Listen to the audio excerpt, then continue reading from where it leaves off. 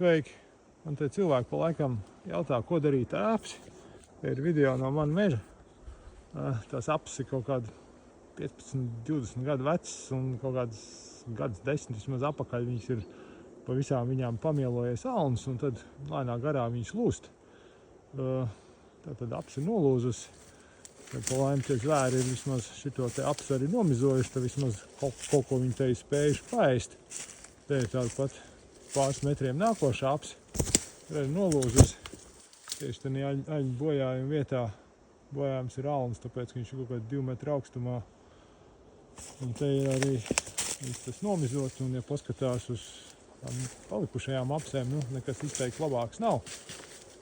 Un te viņām visām ir bojājumi. Un tad kāda ir šī meža nākotne? Domāju, ka tās apsis lēnām nokritīs, bet, ja te ieskatās, tad te ir kāda vecāka ozola, un te pamazām nāk iekšā platlapi koki. Te ir viens ozols, kurš gan arī ir bišķiņ apgrauzts, bet, ozols tur tā netrupē, tālāk ir jau paliela pļava, kurš tiecās uz būšanu jau pirmajā stāvā. Tur ir vēl viena pļava. Te ir kaut kādas arī pašsējušās egles, kuras aug iekšā, kāds pīlādes, saldais ķirsis. Un būtībā viss tas mežs samērā strauji te tiecās uz kādu platlapi mežu.